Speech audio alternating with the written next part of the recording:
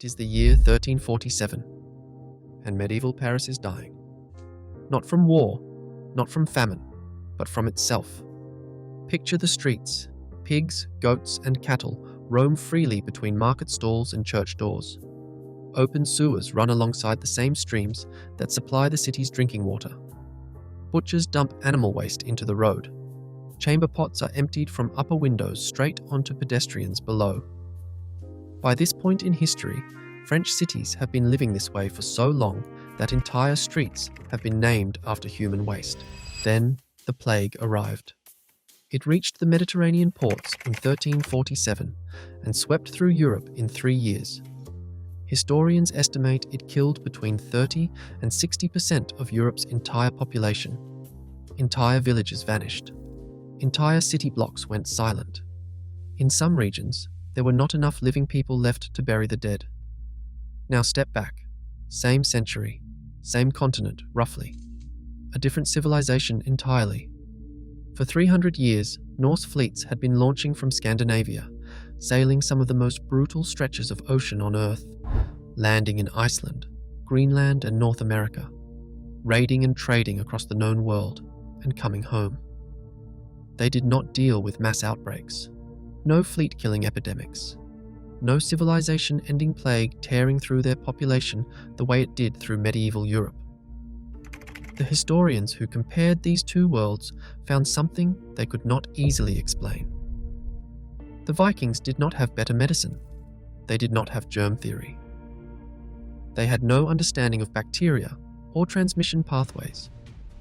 What they had was a system, 4 distinct layers of daily life that, working together, built the strongest immune population in the medieval world.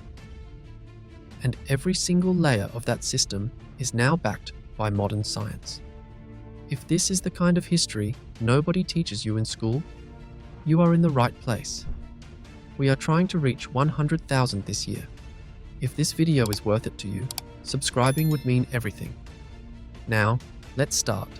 The first layer starts not with hygiene and not with medicine. It starts with what they were eating every single day and the biology of why it worked. Here is a fact that changes how you think about health. Roughly 70% of your immune system lives in your gut, specifically in the microbiome, the dense living ecosystem of bacteria that lines your digestive tract and sits at the center of almost everything your body does to protect itself. When that microbiome is healthy, diverse, and well-fed, your immune response is sharp. When it is depleted, which is what happens when people eat a diet of heavily processed, low-diversity food, your defenses go quiet. You get sick more. You stay sick longer. The Vikings were feeding their microbiome extraordinarily well because their environment and their preservation methods happened to produce exactly the right foods. Start with the fermented staples. Skyr, a thick fermented dairy product that sat somewhere between yogurt and fresh cheese, was eaten daily across Norse households. Fermented fish like rackfisk was a preserved staple on long voyages. Fermented dairy drinks were consumed regularly. Even their bread used sourdough fermentation. Everywhere you look in the Norse diet, fermentation is present, not as a deliberate health strategy, but as the most effective way to preserve food through a Scandinavian winter. The side effect was a constant daily supply of live beneficial bacteria entering the gut. Modern research published by the National Institutes of Health confirms that regular fermented food intake enriches the gut microbiome, reduces inflammatory markers in the blood, and strengthens immune defenses. The Vikings were doing this every single day. Then there was the fish. Herring, salmon, and cod were dietary staples. This was regular, everyday food. These cold water fish are dense with omega-3 fatty acids, and here is why that matters for immunity specifically. Omega-3 fatty acids are one of the most potent natural anti-inflammatory compounds the body can receive from food. Chronic inflammation is the underlying driver of most major diseases. Omega-3 fatty acids suppress it at a cellular level. Research has consistently linked regular fatty fish consumption to lower rates of systemic inflammation, stronger immune regulation, and reduced risk of infectious disease. On top of that, bone broth.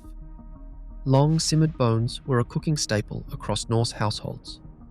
What comes out of that process is a liquid dense with collagen, glycine, and key minerals. Collagen directly supports the integrity of the gut lining. A healthy gut lining means fewer pathogens crossing from the digestive tract into the bloodstream. It means better nutrient absorption and a more responsive immune system.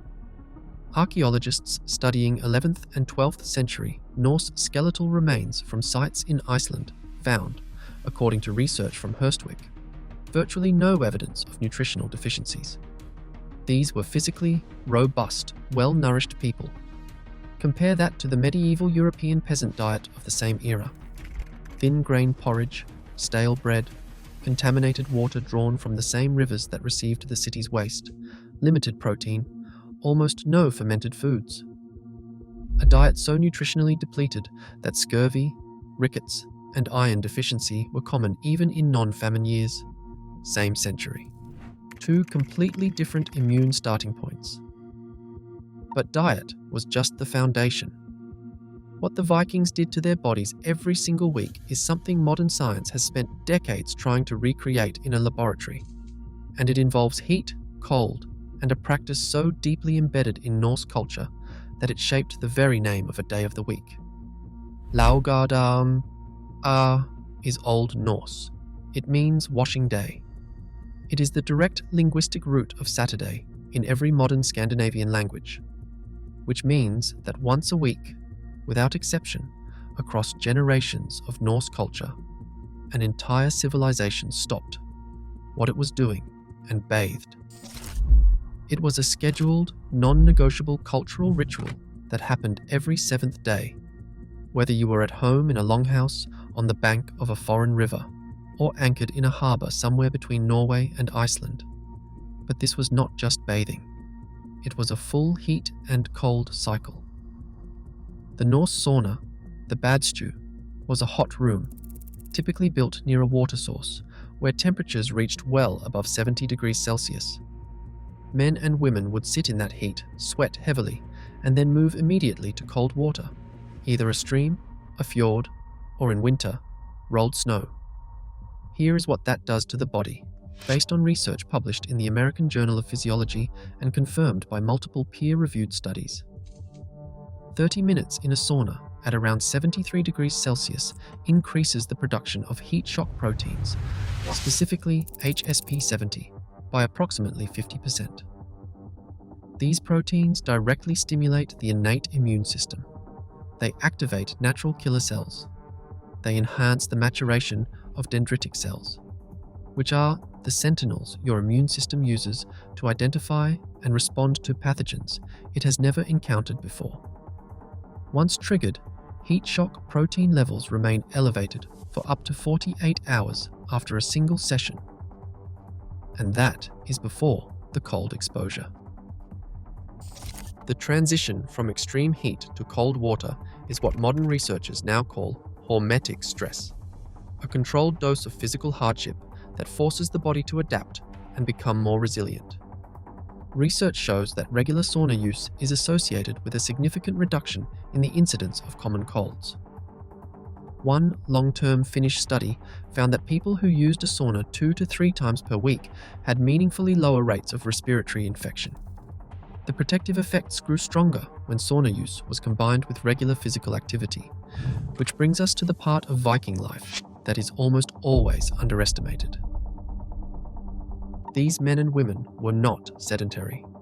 They rowed longships for weeks at a stretch, a physical demand that works the entire upper body, the core, and the cardiovascular system simultaneously.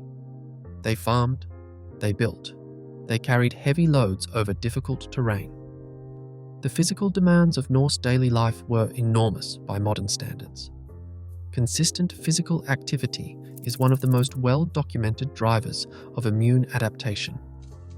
Exercise increases the circulation of white blood cells through the body. It reduces chronic inflammation. It strengthens the cardiovascular system that delivers immune cells to where they are needed. Now set that against medieval Europe, where the dominant medical opinion held that physical exertion opened the pores to disease. Physicians advised rest. Bathing was considered dangerous. The wealthy sat in heated rooms. The body was treated as something fragile to be protected from exertion, and it became exactly that. The Vikings built immune systems that were genuinely stronger by putting their bodies under deliberate, managed stress every single week. But here is what made all of this actually stick across 3 centuries. Because a good diet and a weekly sauna means nothing if people do not follow through. The Norse had an enforcement mechanism for their entire health system, and it had nothing to do with laws, physicians, or government. It was something far older and far more effective. Imagine you are on a long ship, 30 meters long, 2.5 meters wide, 60 men on board. Long ship. You will be living, eating, sleeping, and rowing in that space for the next 3 weeks. There are no walls between you and the next man. No private quarters. No separation between the sick and the well. Whatever you carry onto that ship, on your skin, in your hair, in your clothes, every man aboard is now exposed. On a ship like this, one man's personal hygiene is everyone's survival. That fact shaped Norse culture in ways that went far beyond the longship. Personal cleanliness was not a private matter in Viking society. It was a public one. It was a matter of reputation, which in a warrior culture built on trust and shared risk was the same as a matter of survival. Showing up unwashed, unkempt, crawling with lice was not a personal failing. It was a threat to the group, and the group responded to it accordingly. The practical habits this produced were specific and effective. Daily combing. Those ornate bone combs found in Viking burial sites across Scandinavia, Britain, and Iceland were not vanity items. They were medical tools, used every single day to physically remove lice from hair and beard before the parasites could establish. This matters because the bacterium that causes epidemic typhus, one of the great killers of medieval armies, does not spread directly from person to person. It spreads through lice feces, entering scratched skin. Medieval armies routinely lost more soldiers to typhus than to enemy action. The Norse were preventing its transmission not through medicine, but through a daily grooming habit that disrupted the parasite's reproductive cycle before it could begin. Weekly bathing on Logadaga. Waste was disposed of immediately on ships, where the low freeboard of a longship meant the ocean was always within arm's reach. Nothing accumulated, nothing festered. The ship's hull itself acted as a passive sanitation system, clinker-built planks that allowed seawater to seep in continuously, flushing any organic debris overboard before bacteria could grow. Compare that to a sealed medieval cargo hold, deep bilges, stagnant water accumulating for weeks, organic waste decomposing in the dark. Bilge fever, essentially sepsis from decomposing material in standing water, devastated naval crews well into the 19th century. 2 ships, same ocean, completely different outcomes. Start by eating fermented food daily. Skyr, kimchi, kefir, natural yogurt, any source of live cultures. You are feeding the gut microbiome that controls 70% of your immune response. Add fatty fish 2 to 3 times a week. The omega-3 content alone has a measurable anti-inflammatory effect. Use heat deliberately. Even 20 minutes in a sauna, twice a week, produces the heat shock protein response that mobilizes white blood cells and reduces the frequency of respiratory infections. The research on this is consistent and significant. Stay physically active, not for aesthetics, but for immune conditioning. Consistent movement is one of the most powerful immune regulators we know of.